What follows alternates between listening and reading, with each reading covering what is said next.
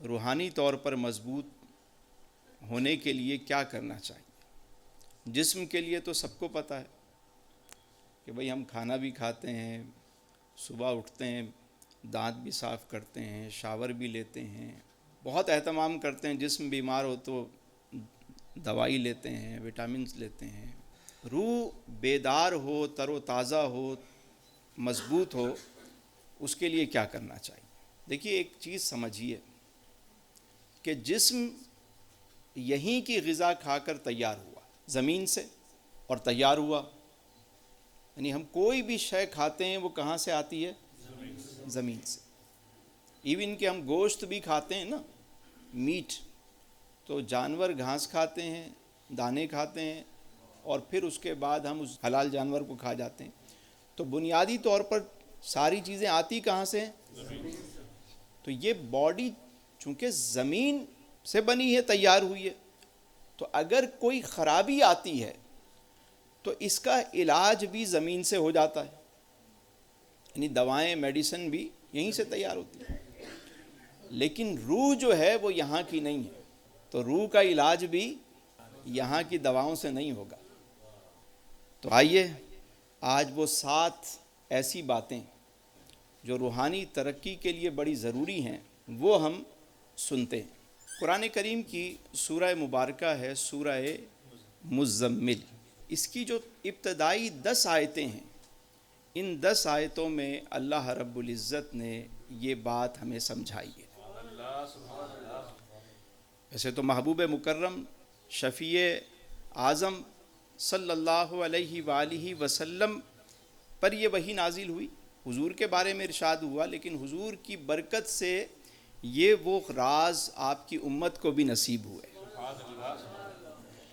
فرمایا بسم اللہ الرحمن الرحیم، یا ایہا المزمل، اے چادر اوڑھنے والے۔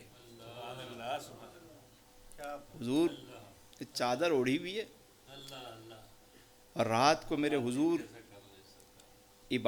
بہت عبادت فرماتے، بہت زیادہ رات کو قیام اللیل کا اہتمام فرماتے حضور۔ وہ جو منظر ہے کہ چادر ہے، حضور نے کملی اوڑھی ہوئی ہے، اور ارشاد ہوتا ہے یا ایہا المزمل، اے چادر والے، اے کملی والے۔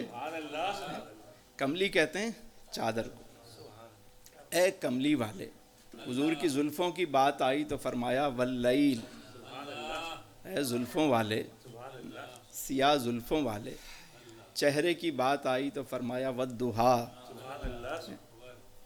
وہ خدا نے ہے مرتبہ تجھ کو دیا، نہ کسی کو ملے نہ کسی کو ملا، کہ کلام مجید نے کھائی شہا، تیرے شہر و کلام و بقا کی قسم۔ لا اقسم بہذا البلد، تیرے شہر و کلام و بقا کی قسم۔ تیرا مسند ناز ہے عرش بری، تیرا محرم راز ہے روح امی، توئی سرور ہر دو جہاں ہے شہا، تیرا مثل نہیں ہے خدا کی قسم۔ ہے کلام الہی میں شمس الضحیٰ، تیرے چہرہ نور فضا کی قسم۔ قسم شب تار میں راز یہ تھا، کہ حبیب کی زلف دوتا کی قسم۔ تو فرمایا یا ایہا المزمل، اے چادر والے محبوب، قم اللیل الا قلیلا، رات کو قیام کرو مگر تھوڑا، رات کو قیام کرو۔ حضور پوری رات عبادت میں گزار دیتے، اپنے رب کی یاد میں پوری رات۔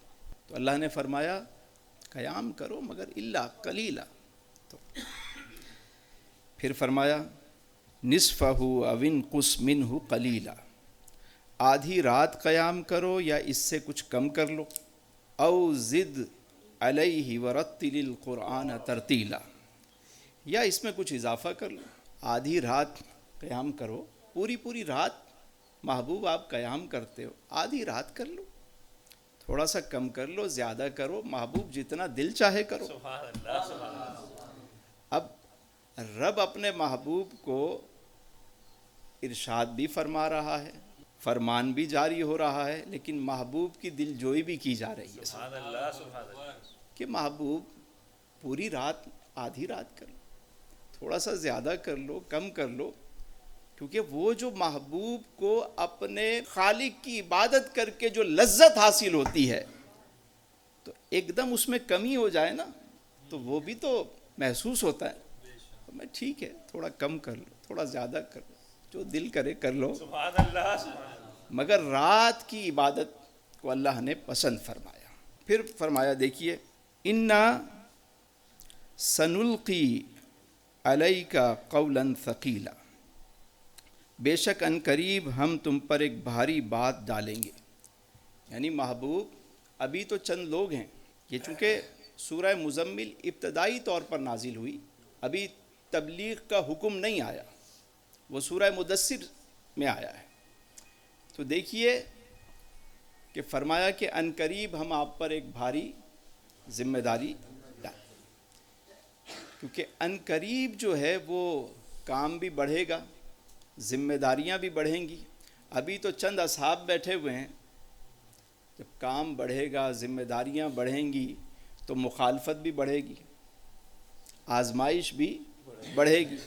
تو یہ بات کہ بعد میں جب کام بڑھ جائے گا تو یہ پوری رات کا قیام کرنا، پھر پورے دن مصروف رہنا بہت مشکل ہو جاتا ہے، کیونکہ اللہ نے اپنے محبوب کو لباس بشر میں بھیجا ہے تو بشری تقاضے بھی ہیں. رات کی عبادت میں جو دوسرا کام ہے وہ ہے ورتل القرآن ترتیلا، اور قرآن کو ٹھہر ٹھہر کر پڑھو، یعنی سمجھ کر پڑھو. سبحان اللہ سبحان اللہ. یہ دو کام روحانیت کے لیے، یہ دو کام بہت ہی زیادہ ضروری ہے.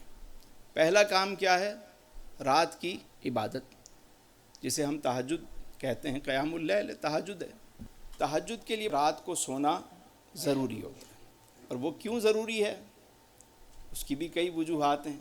ایک تو بندہ جب سو کر اٹھتا ہے تو ذہنی طور پر فریش ہوتا ہے، ذہنی طور پر، کیونکہ سارے دن کی جو تھکان ہوتی ہے، جب آپ 2-4 گھنٹے سو جاتے ہیں، 2 گھنٹے سوتے ہیں، یا پاور نیپ ہی لے لیں، تھوڑی دیر سو جائیں، جب آپ بیدار ہوتے ہیں تو کیا ہوتا ہے؟ ذہن آپ کا فریش ہو چکا. اور پھر جب بندہ اٹھتا ہے نیند سے تو بالکل فریش ہوتا ہے. اور اس حالت میں رات کا قیام، کیونکہ رات کا قیام جو ہے نا یہ اللہ کو بہت محبوب ہے، یہ یاد رکھیے گا. آگے یہ بات ارشاد فرمایا ان ناشیۃ اللیل ہی اشد وطئا واقوم قیلا، بے شک رات کو قیام کرنا زیادہ موافقت کا سبب ہے اور بات خوب سیدھی نکلتی ہے. ہم لوگ کہتے ہیں نا یار بڑا موافق ماحول تھا، یار بہت اچھا لگا وہاں پہ. تو عبادت کے لیے رات کا جو وقت ہے وہ بڑا موافق ہے، رات کا وقت، کیونکہ وہ یکتا ذات ہے، وہ وحدہ لا شریک ہے، وہ تنہا ہے، واحد ہے. اور جب بندہ تنہائی میں بیٹھ کر اس کو یاد کرتا ہے، دیکھیے دن میں آپ لاکھ چاہیں نا کہ یکسوئی حاصل ہو جائے، نہیں ہو پاتی. کبھی فون بج رہا ہے، کبھی نماز میں بھی آ کے کھڑے ہوئے ہیں تو خیال آ رہے ہیں، آتے ہیں نا خیالات. لیکن رات کی جو نماز ہے نا وہ یکسوئی حاصل کرنے کے لیے بہت اہم ہے. اور پھر دوسری بات جو اس سے بھی اہم ہے وہ یہ کہ اگر آپ کو کوئی بات اپنے رب سے کرنی ہے تو وہ رات کا وقت ہے. ایسا وقت ہے جب کوئی آپ کو دیکھ نہیں رہا ہوتا. بھئی آپ گھر میں نماز پڑھ رہے ہیں، دن میں کوئی دیکھ رہا ہے، آفس میں پڑھ رہے ہیں، مسجد میں پڑھ رہے ہیں، کبھی دل میں خیال آ رہا ہوتا ہے کبھی، لیکن رات کو آپ اٹھے ہیں تو فقط اپنے رب کے لیے. دوسری بات یہ کہ دن کی نماز آپ پر فرض ہے، آپ نے ادا کرنی ہی کرنی ہے، لیکن رات کی نماز آپ پر فرض نہیں ہے. رات کی نماز فرض نہیں ہے. ہاں حضور علیہ السلام پر تہجد کی نماز بھی فرض تھی. تہجد کی نماز پڑھنا حضور کا طریقہ ہے. جو طریقت والے ہیں وہ 6 نمازیں پڑھتے ہیں، یہ حضور کا طریقہ ہے. طریقت کیا ہے؟ حضور کے طریقے کو کہتے ہیں۔ مال کا 2.5% دینا کیا ہے؟ زکوٰۃ ہے، شریعت ہے۔ اور جو طریقت والے ہیں وہ گھر کا سارا مال اٹھا کے دیتے ہیں، طریقہ ہے۔ بات سب بھائی، جسم کو پاک ہونا، جگہ کا پاک ہونا، لباس کا پاک ہونا، یہ شریعت ہے اور نماز کے لیے ضروری ہے، طہارت ہے یہ۔ لیکن جو طریقت والے کہتے ہیں لباس کو پاک کر لیا، جگہ کو پاک کر لیا، تو اپنے دل کو بھی پاک کر لو۔ سبحان اللہ سبحان اللہ۔ لباس کو پاک کر رہے ہو تو دل کو بھی پاک کر، یہ طریقت ہے۔ جب تم نے اپنا چہرہ قبلے کی طرف کیا تو دل کو بھی رب کعبہ کی طرف کر لو، یہ طریقت ہے۔ تو میں یہ عرض کر رہا تھا کہ رات کا قیام جو ہے نا، وہ بہت جلدی کنیکشن جڑ جاتا ہے بندے کا، کیونکہ اس وقت کوئی اور نہیں ہے، نہ کوئی خیال ہے نہ کوئی غرض ہے، اور بندہ اپنے مالک کے لیے اٹھ کر، اس نے رات کی نماز فرض نہیں کی، لیکن اپنی مرضی سے، محبت میں، عشق میں بندہ اٹھ کر جب اپنے رب کے آگے آ کر سجدہ ریز ہوتا ہے، ایک وہ ہے جو تکیے پہ سر رکھ کے سو رہا ہے، اور ایک وہ ہے جو سجدے میں سر رکھ کے رو رہا ہے۔ یقین کریں، میرے پاس کئی لوگ آتے ہیں یہاں پہ اور آ کر مجھے کہتے ہیں کہ تسلیم بھائی یہ مسئلہ ہے، وہ مسئلہ ہے، فلاں مسئلہ ہے۔ میں ان سے ایک سوال پوچھتا ہوں کہ یار یہ بتاؤ کہ کبھی تم رات کو تہجد میں اٹھے اور تم نے اپنا مسئلہ اپنے رب کے آگے رکھا، آنسو بہائے، تم نے بتایا اسے؟ اللہ اللہ اللہ۔ کبھی یہ کام کیا ہے تم نے؟ نہیں۔ دیکھیں، ہم کسی بادشاہ کے پاس بھی جاتے ہیں نا، دنیاوی طور پہ گورنر کے پاس، سی ایم کے پاس، پی ایم کے پاس، یہ دنیاوی جو لوگ ہیں، ان کے دربار میں بھی کوئی جاتا ہے نا تو اس کے بھی پروٹوکولز ہوتے ہیں۔ بندہ پہلے سے 10 منٹ پہلے جا کے کھڑا ہوتا ہے، تیاری کر کے، خوشبو لگا کے، تیار ہو کے، اور جب بات کر رہا ہوتا ہے پوری توجہ سے، چہرے پہ مسکراہٹ ہے، اور اپنا موبائل وغیرہ سب سائلنٹ، بالکل ہماتن گوش۔ کیوں؟ کیونکہ پروٹوکولز ہیں۔ اور جب خالق کے پاس ہم کھڑے ہوتے ہیں، ادھر توجہ، ادھر توجہ، ادھر توجہ، یکسوئی ہے ہوتی ہی نہیں ہے۔ وہ تو سب جاننے والا ہے نا کہ صرف یہ الفاظ کا سہارا لے رہا ہے یا دل میں بھی وہ بات کر رہا ہے۔ اورنگزیب عالمگیر بادشاہ تھا، ایک مرتبہ وہ اجمیر شریف گیا، خواجہ خواجگان معین الحق والدین کے مزار پر سلام کرنے وہ پہنچا، دیکھا کہ ایک نابینا کھڑا ہوا ہے، صدا لگا رہا ہے۔ بادشاہ جب قریب پہنچا تو کہہ رہا ہے اللہ مجھے آنکھیں دے دے، لوگوں سے بھی کہہ رہا ہے میرا بھلا کر دو، اور کبھی وہ رب سے فریاد کر رہا ہے، کبھی لوگوں سے فریاد کر رہا ہے۔ تو اورنگزیب وہاں کھڑا ہو گیا، اس نے کہا کب سے کھڑے ہو میاں؟ کہا ایک عرصہ ہو گیا، یہ دعائیں مانگے جا رہا ہوں۔ آنکھیں ملی؟ نہیں ملی۔ اس نے کہا مجھے جانتے ہو؟ کہا نہیں صاحب۔ کہا میرا نام اورنگزیب عالمگیر ہے، میں سلطان ہوں، میں دربار پہ جا رہا ہوں سلام کرنے، واپس آتا ہوں، اگر آنکھیں آ گئیں تو ٹھیک، ورنہ تیری گردن کٹوا دوں گا، بادشاہ چلا گیا۔ اب وہ نابینا جو تھا کہنے لگا میرے مالک پہلے تو آنکھوں کا مسئلہ تھا، اب تو جان کے لالے پڑ گئے۔ اب وہ روئے، چیخے، کبھی نیچے سجدے میں گر رہا ہے، کبھی زور زور سے چیخ رہا ہے، کبھی کپڑے پھاڑ رہا ہے، کبھی بھاگنے کی کوشش کر رہا ہے، تو سپاہی کھڑے میں وہ کہہ رہے نہیں بھاگنے نہیں دیں گے تجھے۔ آخر وہ سجدہ ریز ہو گیا، اتنا گڑ گڑایا کہ اس کی آنکھوں میں چمک آ گئی، روشنی آ گئی، آنکھیں کھلی تو حیرت سے سب چیزیں دیکھنے لگا، بینائی لوٹ آئی۔ تھوڑی دیر کے بعد بادشاہ بھی واپس آیا، اس نے کہا بادشاہ سلامت، میری بینائی آ گئی، میری جان بخش دیں۔ بادشاہ نے کہا مبارک ہو۔ اس نے کہا تجھے پتہ ہے تو مانگ تو ایک عرصے سے رہا تھا، لیکن آج جب تو نے دعا مانگی، صرف تیرے ہاتھ نہیں اٹھے، آج تیرا پورا وجود دعا بن گیا۔ تو دعا قبول ہو گئی۔ جب رات کو بندہ اٹھے نا کبھی اپنی فریاد لے کر، یقین کرے اور اپنے رب کے آگے سجدہ ریز ہو جائے، پورا وجود جب آپ کا دعا بنتا ہے، ایک ایک انگ جب بول رہا ہوتا ہے اور پورے یقین کے ساتھ جب دعا ہو رہی ہوتی ہے کہ وہ سننے والا دیکھنے والا ہے۔ جب ہم بڑے بڑے الفاظ اور بڑے بڑے انداز سے بس دعائیں مانگ رہے ہوتے ہیں، رٹی رٹائی باتیں کر رہے ہوتے ہیں، وہ سب جاننے والا ہے۔ انہ علیم بذات الصدور، دلوں میں وسوسے آتے ہیں ان سے بھی واقف ہے۔ ہم کس کو دھوکہ دے رہے ہوتے ہیں؟ ہمارے ایک دوست ہے علی بھائی، ایک اچھے بزنس مین ہیں، حالات بگڑ گئے، چیزیں قابو میں نہیں آ رہی، کہتا ہے میں نے ہر دروازہ کھٹکھٹایا، جو میں کر سکتا تھا میرے بس میں تھا، میں نے سب کیا، لیکن کام نہیں بن رہا، مرض بڑھتا گیا جوں جوں دوا کی۔ کہتا ہے ایک دن پتہ نہیں کیا ہوا، میں بستر پہ لیٹا ہوا تھا، نیند تو ویسے ہی نہیں آ رہی تھی، بس اچانک میرے ذہن میں یہ بات آئی کہ یار سب طرف تو میں دیکھ چکا ہوں، جو میرا مالک ہے میں نے اس سے ابھی تک بات نہیں کی، اور بات کی بھی ہے تو بے توجہی میں کی۔ کہتا ہے بس پتہ نہیں یہ خیال آنا تھا کہ میری آنکھیں نم ہونا شروع ہو گئی اور پھر ہچکی بندھنا شروع ہو گئی۔ لیکن دعا کے قبولیت کے وقت نا ہچکی بندھی ہوئی ہونی چاہیے، وہ جو خاص لمحہ ہوتا ہے جب بندہ بالکل اپنی بے بسی لاچاری ظاہر کر رہا ہوتا ہے، بے خود ہو جاتا ہے۔ کہتا ہے جب میری ہچکی بڑھنے لگی تو میں بستر سے ہٹ گیا کہ بیوی میرے ساتھ سو رہی ہے، ایسا نہ ہو کہ وہ بیدار ہو جائے۔ میں اٹھ کے باہر نکل گیا، وضو کیا اور سجدہ ریز ہو گیا، اور بس دھاڑے مار مار کے میں روتا رہا، کمرہ بند کر کے روتا رہا۔ فجر کی اذان ہوئی، میں نے نماز پڑھی اور وہیں مصلی پہ سو گیا۔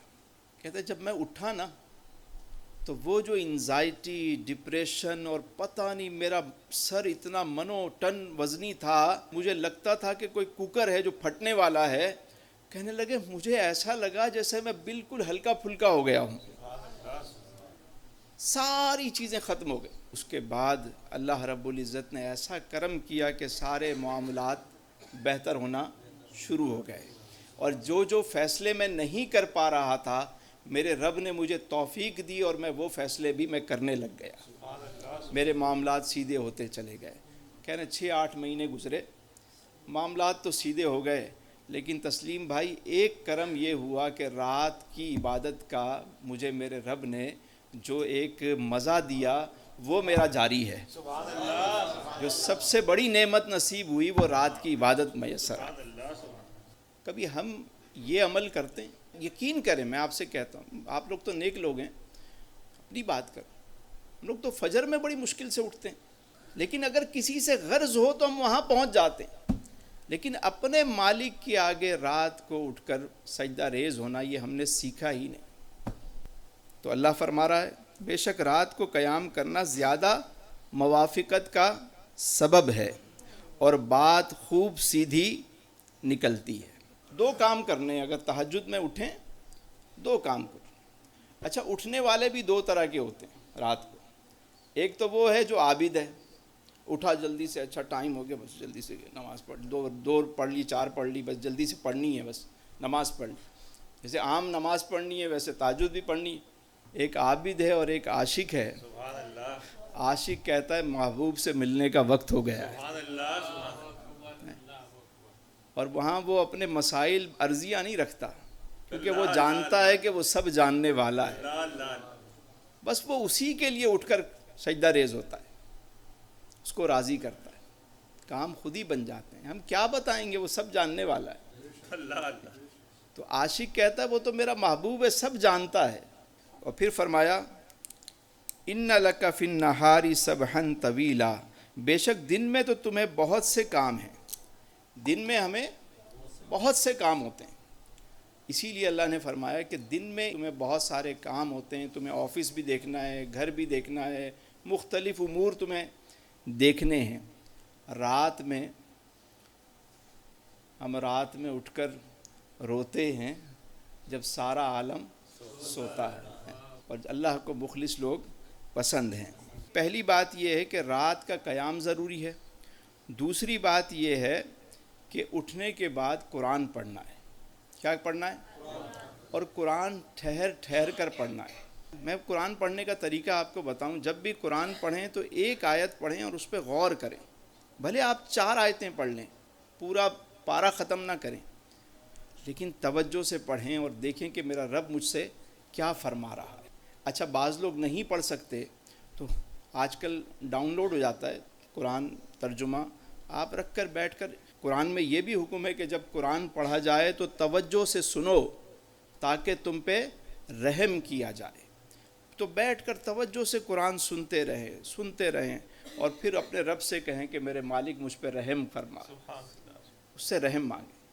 یقین کریں، رات کو بیٹھ کر قرآن سننا یا پڑھنا، یہ دونوں سعادت کی باتیں۔ تو آگے رمضان کریم کا مہینہ بھی آ رہا ہے، ہمارے بزرگوں کا تو معمول تھا۔ علامہ اقبال کے بارے میں آتا ہے کہ آخری وقت میں انہوں نے ساری کتابیں دے دیں، صرف ایک کتاب ان کے پاس تھی اور وہ قرآن کریم، اور اس میں بھی کئی صفحات ایسے تھے کہ جن میں سیاہی مٹ چکی تھی، رونے کی وجہ سے روتے رہتے قرآن پڑھتے رہتے، روتے رہتے قرآن پڑھتے رہتے، اور سیاہی اس وقت تو ہاتھ سے لکھے جاتے تھے، سیاہی مٹ چکی ہوتی تھی، پڑھتے رہتے تھے، روتے رہتے تھے، پڑھتے رہتے تھے۔ سیدنا علی المرتضیٰ شیر خدا کرم اللہ وجہ الکریم فرماتے ہیں کہ جب میرا دل چاہتا ہے کہ میں اپنے رب سے کلام کروں تو میں نماز پڑھتا ہوں، اور جب میرا دل چاہتا ہے کہ میرا رب مجھ سے کلام کرے تو میں قرآن پڑھتا ہوں۔ سبحان اللہ۔ تو کبھی قرآن کو لے کر بیٹھیں۔ ہمارے تو گھروں میں بھی اتنا اونچا قرآن ہوتا ہے کہ اس پر طے جمی بھی ہوتی ہے، کوئی قسم کھانی ہو، کوئی مر گیا، کوئی فوتگی ہو گئی تو قرآن لے آؤ۔ ہم نے تو قرآن کو، اب بیٹی کو رخصت کر رہے ہیں تو اس کے سر پہ لے کے چل رہے ہیں، رسموں کے لیے، قسموں کے لیے ہم نے قرآن کو رکھ لیا۔ کبھی قرآن کو بیٹھ کر پڑھنا، اور وہ بھی تنہائی میں رات کو اٹھ کر پڑھنا، تو کیا خیال ہے آج سے ارادہ کرتے ہیں؟ اگر رات میں کوئی نہیں اٹھ سکتا تو فجر کی نماز کے بعد قرآن لے کے بیٹھ جائے، کوشش تو کریں۔ آپ کوشش کریں گے تو چیزیں خود بخود، وہ بے نیاز کا کلام ہے، ٹھیک ہے، اس کو غرض نہیں ہے۔ آپ ایک قدم بڑھیں گے، قرآن آپ کو اور قریب کرے گا، اور قریب کرے گا۔ آپ دور ہوں گے، وہ بے نیاز کا کلام ہے، پرواہ ہی نہیں ہے۔ پڑھنے میں فائدہ سراسر کس کا ہے؟ ہمارا ہے۔ پھر اگلی بات ارشاد فرمائی میرے رب نے، سبحان اللہ، دیکھیے، وَاذْكُرِ اسْمَ رَبِّكَ وَتَبَتَّلْ إِلَيْهِ تَبْتِيلًا، اور اپنے رب کا نام یاد کرو اور سب سے ٹوٹ کر اسی کے بنے رہو۔ جب تم بیٹھے ہو، وَاذْكُرِ اسْمَ رَبِّكَ، اور اپنے رب کو یاد کرو۔ لیکن ہم کہتے ہیں نا کہ یار ذکر کا مطلب کیا ہے؟ یاد ہے۔ کہ ہم کہتے ہیں یار ابھی آپ کا ذکر کر رہے تھے، آپ آ گئے، مطلب آپ کو یاد کر رہے تھے۔ اللہ فرما رہا ہے کہ سب سے ٹوٹ کر، سب سے ہٹ کر میرا ذکر کرو بیٹھ۔ تو وہ جو رات کا لمحہ ہے جب سب سے کٹ کے آپ بیٹھتے ہیں اور اس کی یاد کے لیے بیٹھتے ہیں۔ سبحان اللہ، سبحان اللہ، اللہ اکبر، اللہ اکبر۔ اگلی بات ارشاد فرمائی، رب المشرق والمغرب لا الہ الا ہو فاتخذہ وکیلا۔ وہ مشرق اور مغرب کا رب ہے اور اس کے سوا کوئی معبود نہیں، تو تم اسی کو اپنا کارساز بناؤ۔ اس سے زیادہ کیا وضاحت کے ساتھ بات ہوگی کہ وہی مشرق کا رب ہے، وہی ہر چیز اس کے دستے قدرت میں، اسی کو اپنا وکیل بناؤ، کارساز بناؤ، مانگو اس سے، وہ دینے والا ہے۔ ایک سجدہ جسے انسان گرہ سمجھتا ہے، دیتا ہے آدمی کو 1000 سجدوں سے نجات۔ جب ہم اس ایک کے آگے نہیں جھکتے نا تو پھر وہ در در پہ جھکا دیتا ہے۔ اور جو بندہ اپنے رب کے ساتھ تعلق کو جوڑتا ہے، مضبوط کرتا ہے، اسی کو اپنا کارساز سمجھتا ہے، اسی کو اپنا حال دل سناتا ہے، اللہ اور اس کے رسول سے سچی محبت کرتا ہے۔ لجپال پریت نو توڑ دے نہیں، جیندی باں پھڑ لیں انہوں چھوڑ دے نہیں۔ یقین کریں، بس عقیدہ ایمان مضبوط ہونا چاہیے۔ ہمارے یقین اور عقیدے اتنے کمزور ہو گئے ہیں، اب تو اس طرح کی گفتگو کریں، توحید کی بات کریں، یہ بیان کریں تو لوگ حیرت سے دیکھ رہے ہوتے ہیں کہ کیسی بات کر رہے ہیں. کوئی قصے سنائیں، کہانیاں سنائیں تاکہ ہم نعرے لگائیں. رب کا قرآن سناؤ اور رب کی بات کرو، لوگ حیرت سے دیکھ رہے ہوتے ہیں. میرے دوستو، اگر نجات چاہتے ہیں نا تو قرآن سے اپنے تعلق کو جوڑ لیں، یہی کامیابی ہے. اور پھر آخری بات جو آج کے اس عنوان میں 10ویں آیت ہے اسی سورہ مزمل کی، وہ سنیے. فرمایا وَاصْبِرْ عَلَىٰ مَا يَقُولُونَ وَاهْجُرْهُمْ حَجْرًا جَمِيلًا، اور کافروں کی باتوں پر صبر کرو اور انہیں اچھی طرح چھوڑ دو. یعنی لوگوں کی باتوں پر صبر کرو. جو روحانی ترقی چاہتا ہے اس کے لیے یہ بڑا ضروری ہے کہ وہ لوگوں کی باتوں پر زیادہ توجہ نہ دے، نہ الجھے کسی سے. صبراً جمیلا، صبر جمیل کس کو کہتے ہیں؟ خوبصورت صبر کو. ایک تو تکلیف آئی اور بندے کو پھر صبر تو آ ہی جاتا ہے. جب تکلیف آئی اس وقت جو آپ کا ری ایکشن ہے، اگر وہ اچھا ری ایکشن ہے تو یہ صبر جمیل. سبحان اللہ سبحان بعد میں تو قرار آ ہی جاتا ہے، صبر آ ہی جاتا ہے بندے کو. 2-4 دن کے بعد تو بندہ ویسے ہی ٹھنڈا ہو جاتا ہے. لیکن جب کوئی معاملہ ہوا، وہ جو فرسٹ ایکشن ہے آپ کا وہ بتاتا ہے آپ کو کہ آپ نے صبر کیا یا نہیں کیا. یہ یاد رکھیے گا. اور ایک بات عرض کروں کہ جب تکلیف آتی ہے نا کوئی، تو یاد رکھیں وہ تکلیف اس وقت تک تکلیف ہوتی ہے کہ جب تک ہم اس کو پیتے نہیں ہیں، جب تک ہم ایکسیپٹ نہیں کرتے. اور جب ہم اس کو پی لیتے ہیں تو وہ تکلیف ختم ہو جاتی ہے. یعنی اس وقت تک ہی تکلیف ہے جب تک ہم نے ایکسیپٹ نہیں کیا. اور صبر کا مطلب ہے کہ آپ نے اس کو ایکسیپٹ کر لیا. اب آہستہ آہستہ. اور پھر صبر والوں کے لیے تو اللہ نے خوشخبری بھی رکھی ہے، وہ بشر الصابرین، کہ خوشخبری ہے صبر کرنے والوں کی. تو لائف میں کبھی بھی کوئی جو پہلا ایکشن ہے اس کو دیکھ لے گا کہ میں نے کیا دیا. اگر کوئی تکلیف آئی، آپ ایسا جملہ کہا خیر کا، اللہ خیر کرے گا، خیر ہوگی، خیر ہوگی. بابا جی سے پوچھا کہ صبر جمیل کیا ہے؟ فرمایا کڑوا پیالہ ایسے پی جانا جیسے میٹھا شربت ہو، صبر جمیل ہے. سبحان اللہ سبحان اللہ. ہر ایک کڑواہٹ ہوتی ہے اس میں، لیکن ایسے پی جانا کہ جیسے وہ میٹھا شربت پی گئے. صبر جمیل. ایک بابا جی گزر رہے تھے، اللہ والے تھے، تو ایک شخص بیٹھا ہوا تھا، اس نے بھپتی کسی، ووٹنگ کی. کہا کہ میاں تم زیادہ اچھے ہو، خوبصورت ہو، یا میرے یہ کتے کی دم زیادہ خوبصورت ہے؟ اب ری ایکشن دیکھنا. تو بابا جی خاموش ہو گئے. تھوڑی دیر کے بعد فرمانے لگے بیٹا اگر میرا خاتمہ ایمان پر ہوا تو میں اچھا، اور اگر میرا خاتمہ ایمان پر نہیں ہوا تو تمہارے کتے کی دم مجھ سے اچھا. یعنی ایسا جواب دیا اور صبر کیا اس کی بات پہ کہ وہ بھی لاجواب ہو گیا اور سوچنے پر مجبور ہو گئے.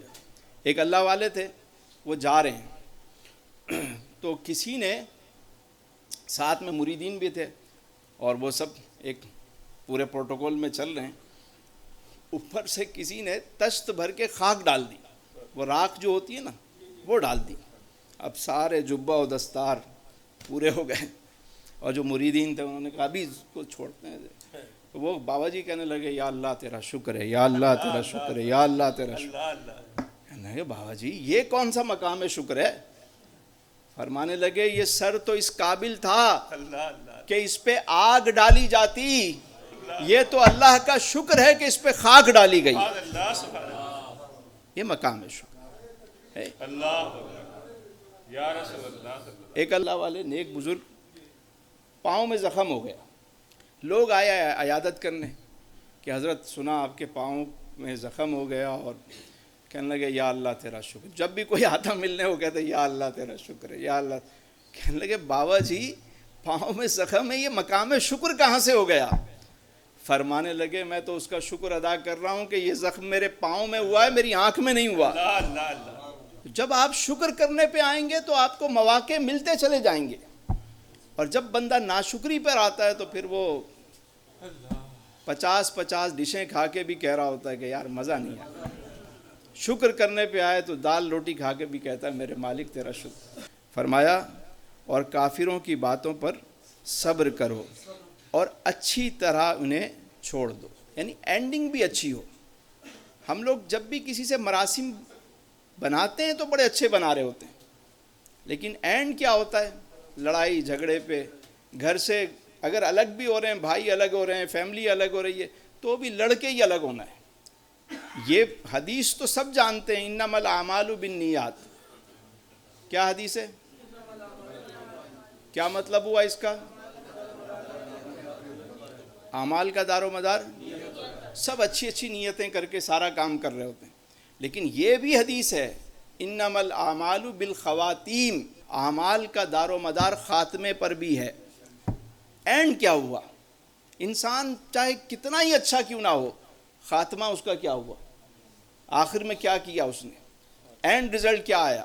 تعلقات میں بھی ہمیشہ یاد رکھیں، جب بھی تعلقات بناتے ہیں ہم بہت اچھے مل رہے ہوتے ہیں، بہت اچھے، لیکن جب ختم کر رہے ہوتے ہیں تو اس برے طریقے سے اس کو ختم کرتے ہیں۔ ایسا نہیں ہونا چاہیے۔ چند سکوں کی خاطر، چند ٹکوں کی خاطر، تھوڑے سے مفاد کی خاطر اپنے تعلق کو جب بھی کسی سے دور ہوں تو اللہ نے فرمایا کہ اچھے طریقے سے علیحدہ ہو جاؤ۔ بروں سے بھی الگ ہونا ہے تو اچھے طریقے سے ہو جاؤ، بعد میں وہ ملیں تو قالوا سلامہ۔ بس جو روحانی ترقی کرنا چاہتا ہے اس کو چاہیے کہ ان باتوں پر عمل کرے۔ اللہ تعالیٰ سے دعا ہے کہ اللہ تعالیٰ مجھے اور آپ کو، ہم سب کو قرآن کریم فرقان حمید پر عمل کی توفیق عطا فرمائے۔